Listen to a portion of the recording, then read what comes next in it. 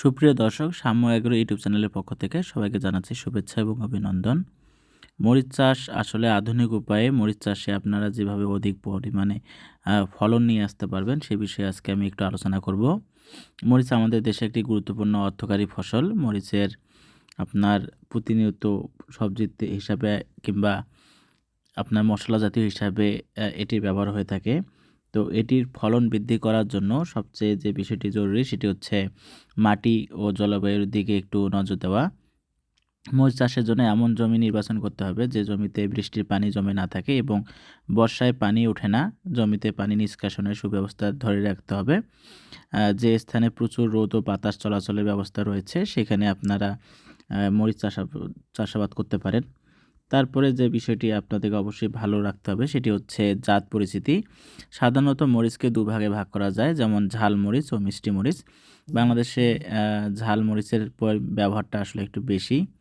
তারপর হচ্ছে ঝাল মরিচের জনপ্রিয় যে জাতগুলো রয়েছে যেমন নাগাফায়ার, তারপর হচ্ছে বগুড়ার মরিচ যে স্থানীয়ভাবে রয়েছে ওগুলো, তারপর বিজলি মরিচ, চাঁদপুরি, ফরিদপুরি সহ আরও বিভিন্ন রকম উন্নত জাত রয়েছে।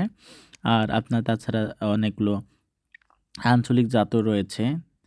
আঞ্চলিক জাতগুলোর মধ্যে যেমন রয়েছে বালিঝুরা, তারপর সাহেব মরিচ, বোম্বাই মরিচ, ধানি মরিচ, তারপর অনেকগুলো হাইব্রিড জাত রয়েছে।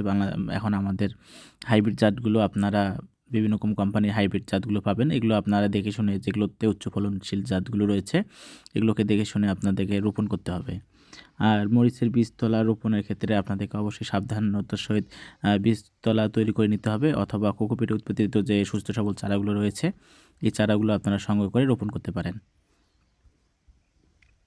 আর মরিচের চারার তৈরির পরে যে রোপণের পর যে সার ব্যবস্থাপনা আছে সেক্ষেত্রে মরিচ চাষের সার প্রয়োগের সময়কে দুই ভাগে আমরা যদি ভাগ করি, একটা চারা লাগানোর পূর্বের সময় এবং অন্যটা হচ্ছে চারা লাগানোর পরে। এই দুটি সময় করণীয় কিন্তু অনেক রয়েছে। যেমন মরিচের চারা লাগানোর 20 থেকে 25 দিন পূর্বে গোবর সার মাটি দিয়ে মিশিয়ে জমি প্রস্তুত করে নিতে হবে।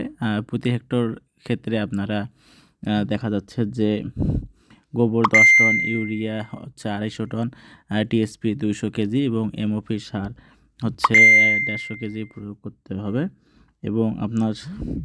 এবং জমি তৈরির সময় টিএসপি গোবর এবং এমওপি সার 50 কেজি প্রয়োগ করা দরকার। মরিচের চারা রোপণের 25 দিন পর 85 কেজি ইউরিয়া, 35 কেজি এমওপি সার প্রথম উপরিভাগে প্রয়োগ করতে হবে। লাগানোর 50 দিন পর আবার 50 দিন পর এবং 70 দিন পর দ্বিতীয় সার প্রয়োগ করতে হবে। 50 দিনে দ্বিতীয় সার এবং তৃতীয় সার হচ্ছে 70 দিনে প্রয়োগ করতে হবে। আর মরিচ গাছের পরিচর্যা ও সেচ ব্যবস্থাপনার ক্ষেত্রে আপনারা চারা লাগানোর পরে হালকা পানি সেচ দিয়ে চারা সহজেই সতেজ রাখতে পারেন। আর গ্রীষ্মকালে জমিতে 4 থেকে 5 দিন পর আপনারা পানি নিষ্কাশন করবেন। এরকম আরও অনেকগুলো রয়েছে। আর আমরা অন্য কোনো একটা ভিডিওতে আপনাদের রোগবালাই নিয়ে আমরা আলোচনা করব। তো এরকম কিছু কিছু বিষয় আপনারা খেয়াল রাখলে অবশ্যই মরিচের ফলন আপনারা দ্রুত গতিতে আপনারা ফলন আরও বৃদ্ধি করতে পারেন আর কি। তো যাদের হচ্ছে চারার প্রয়োজন রয়েছে তারা কোকোপিটে উৎপাদিত চারা সারা বাংলাদেশ থেকে কুরিয়ার মাধ্যমে অথবা বাদযোগে সংগ্রহ করতে পারেন। আমরা সাধারণত বাদযোগের বেশি দিয়ে থাকি, কারণ বাদযোগের চারাগুলো সতেজ থাকে। অল্প সময়ের মধ্যে দেখা যাচ্ছে 2-4 ঘন্টা 5 ঘন্টার মধ্যে আপনারা পেয়ে যান।